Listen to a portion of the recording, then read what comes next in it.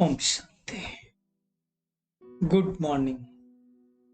साकार मुरली 2 अप्रैल 2022।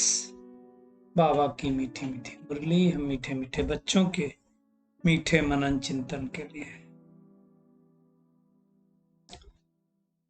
मनन चिंतन शुरू करने से पहले आनंद के सागर शिव बाबा की आनंद भरी किरणों के नीचे बैठ जाते हैं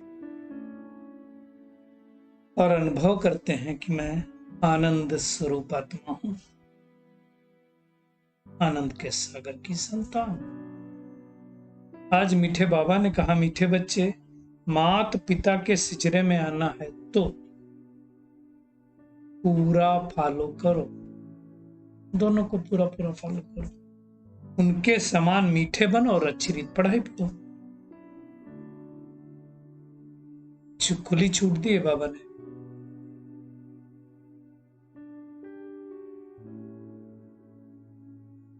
आज का प्रश्न है, कौन सी गुह्य राज युक्त रहस्य युक्त बातें समझने के लिए बहुत अच्छी बुद्धि चाहिए? बाबा कहते हैं, ब्रह्मा सरस्वती वास्तव में मम्मा बाबा नहीं है। कहते हैं ना मम्मा बाबा दोनों। सरस्वती की ब्रह्मा, सरस्वती कौन है? ब्रह्मा की बेटी है, वो भी ब्रह्मा कुमारी हो गई और ब्रह्मा हमारी बड़ी माँ हो गई।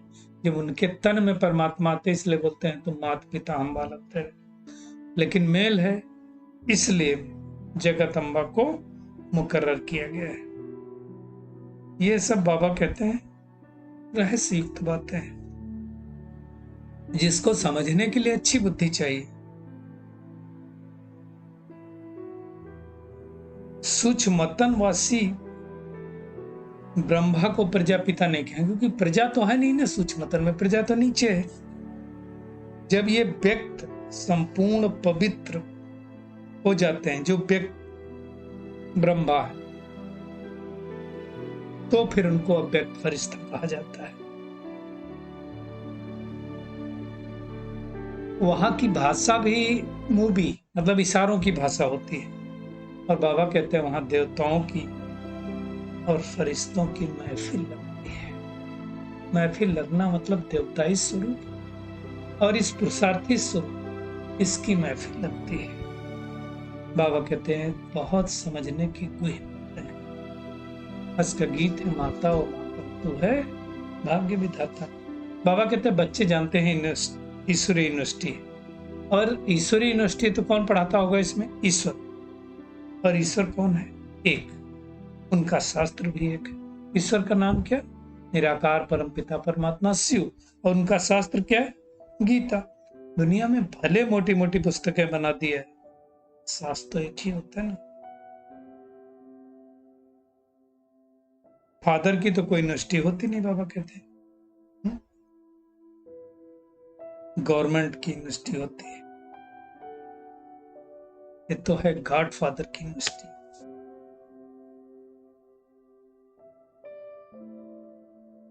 दुनिया में खाली गाते हैं तो माता पिता, समझते नहीं है। यहाँ तो भगवान बैठ करके पढ़ाते हैं। किसको पढ़ाते हैं? हम आत्माओं को पढ़ाते हैं। दुनिया में मनुष्य मनुष्यों को पढ़ाते हैं, यहाँ निराकार परमात्माओं को पढ़ाते हैं। ये दुनिया में किसी की बुद्धि में नहीं, हम बच्चों के अलावा। और वो ऊंचे से ऊंचा पिता है। ब्रह्मा भी हमको नहीं पढ़ाते। दुनिया में भले मनुष्य कहते हैं ब्रह्मा सरस्वती वही एडम ईव है, परंतु उनका पिता कौन है वो नहीं जानते कि उनसे ऊंचे भी निराकार परम पिता परमात्मा है। वो आकर के हम बच्चों को पढ़ाते हैं। हमको नॉलेज देने वाला वही गॉड फादर है। वो कहते हैं गृहस्थ व्यवहार में रह करके हमको ये पढ़ाई पढ़नी है। साकार मम्मा बाबा ने भी तो उनसे पढ़ाना, तो हमको भी उनसे पढ़ना है। देखो, ब्रह्मा को भी शिव बाबा ने रचा और मम्मा को भी शिव बाबा ने रचा है। ये सब समझने की बात है। बाबा कहते हैं वेद शास्त्र पढ़ना, डॉक्टरी पढ़ना, ये सब है मनुष्यों की पढ़ाई। और हमारी पढ़ाई क्या है? आत्म कल्याण करने की पढ़ाई, सतयुग बादशाही पाने की पढ़ाई, मनुष्य देवता बनने की पढ़ाई, लेकिन इस पढ़ाई में क्या करना पड़ेगा? देह अभिमान को छोड़कर देही अभिमानी बनना पड़ेगा। ये मेहनत करने की जरूरत। पहला विकार, नंबर 1 विकार देह अभिमान। आत्मा और शरीर दो चीजें होती ना, परंतु दुनिया में आत्मा शरीर में कहाँ रहती है, उनका पिता कौन है, कुछ नहीं जानते। और जैसे ही आत्मा शरीर भान में आ जाती, देह अभिमान में आ जाती है, तो फिर विकार आ जाते हैं। बाबा कहते हैं नई सब बातें हैं, नए वर्ड के लिए नई दुनिया की स्थापना हो रही है ना।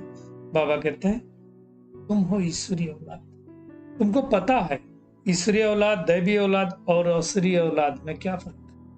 ईश्वरीय औलाद अभी है, दैवीय औलाद बनेंगे सतयुग त्रेता में, और असुरीय औलाद कलयुग में। तो सभी असुरीय औलाद थी। ये समझने की बात है। भगवान आते है इस पतित दुनिया में हमें पावन बनाने के लिए। इसलिए ब्रह्मा का चित्र देखो ऊपर भी दिखाया गया है कलयुग के अंत में, और नीचे तपस्या करते हुए भी दिखाया गया है। ये सब समझने की बात है। बाबा कहते हैं परम धाम में मनुष्य आत्माओं का सिजरा, फिर यहां नीचे है मनुष्यों का सिजरा, और सूक्ष्म शरीर का सिजरा। देवता, क्षत्रिय, वैश्य, शूद्र, ये है रचता और रचना की नॉलेज जो परमात्मा समझाते हैं, दुनिया में कोई समझा नहीं सकता। बाबा कहते तुम बच्चे सुनते हो ये सब नॉलेज, परंतु धारणा नंबरवार होती है, इसलिए राजा रानी भी नंबरवार बनते हैं, प्रजा भी कोई बनते हैं। पुरुषार्थ करना चाहिए कि हमको बाबा मम्मा समान बन करके उनके जैसा मीठा बनना है, और ऐसा मीठा बनाने वाला शिव बाबा। बाबा कहते हैं देखो मम्मा बाबा और बच्चे जो अच्छी रीत पढ़ते हैं उनका सिजरा होता है, तो बहुत मीठे होने चाहिए। सरस्वती को कह दिया बेंजो और कृष्ण को कह दिया मुरली, दोनों की तो धुन अच्छी है ना। तो बाबा कहते हैं अच्छी रीत पढ़ो। जो स्टूडेंट अच्छी रीत पढ़ते हैं उनकी बुद्धि में सारी हिस्ट्री जगह पे रहती, सब टिप्स पे याद रहेगा, कुछ करने की जरूरत नहीं है। तो बाबा कहते हैं जब व्यक्त ब्रह्मा अव्यक्त हो जाते हैं, अर्थात संपूर्ण पवित्र बन जाते हैं, तो सूक्ष्मतन में संपूर्ण अव्यक्त रूप दिखाई देता है। सूक्ष्मतन क्या है थोड़ी जानते हो, हम मूवी है, इशारा है। बाबा कहते हैं वास्तव में देखा जाए तो सूक्ष्मतन में जो देवी देवताएं और फरिश्ते मिलते हैं, क्योंकि देवताएं तो इस सृष्टि पर कदम रख नहीं सकते हैं, है ना, तो वो पीहर घर और ससुराल घर है, दोनों का मिलन होता है। बाबा कहते हैं मिलने की युक्ति है, समझने की बात है। तुम बाबा कहते हैं तुम बच्चों को 5000 वर्ष के बाद फिर से ये शिक्षा मिलती है। कौन सी शिक्षा मिलती है? कि अपने को आत्मा समझो और परमात्मा को याद करो। इस याद से ही विकर्म नष्ट होंगे, और कोई उपाय नहीं है। विकर्माजीत बनना है ना। पहले पहले जो सतयुग में आते हैं उनको विकर्माजीत कहेंगे, पतित को विकर्मी और पावन को सुकर्मी कहेंगे। विकर्माजीत राज चालू होता है सतयुग से, और विक्रम संवत चालू होता है 2500 वर्ष बाद, यानी द्वापर युग से। ये समझने की बातें हैं। तो अभी हम पुरुषार्थ कर रहे हैं विकर्माजीत बनने के लिए। मोहजीत राजा की कथा है ना, तो मोहजीत बनना, मोह नहीं रखना हमको किसी में। तो बाबा कहते हैं उनको सोचना चाहिए भारत टुडे और भारत टुमारो कैसा होगा, अच्छा ही बनना है ना। बाबा कहते हैं ये है मृत्यु लोक, यहाँ अकाले मृत्यु होते रहते हैं। सतयुग में कभी अकाले मृत्यु नहीं होती, वहां रावण राज्य ही नहीं है, वहां रावण ही नहीं है। बाबा कहते हैं इस समय सारी दुनिया की आत्मा मनुष्य मात्र सब कुंभकर्ण की नींद में सोई है। बाबा कहते हैं मैं तुम बच्चों को सब राज समझाता हूं, तुम्हें फिर क्या करना है? दूसरों को समझाना है।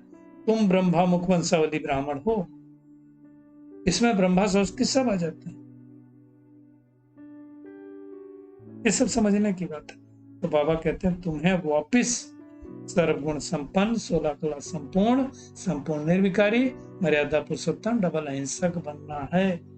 यहाँ कोई ऐसा मनुष्य हो नहीं सकता। और सतयुग में सब होते हैं, क्योंकि वहां रावण राज्य नहीं है, देह अहंकार का नाम निशान नहीं है।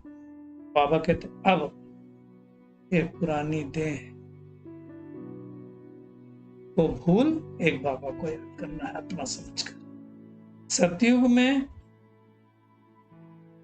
वहां इनको ज्ञान नहीं रहता कि हमें पुरानी देह को छोड़ करके दूसरी लेंगे। आत्माभिमानी रहते हैं, लेकिन ये नॉलेज नहीं रहती। हाँ, शरीर छोड़ेंगे।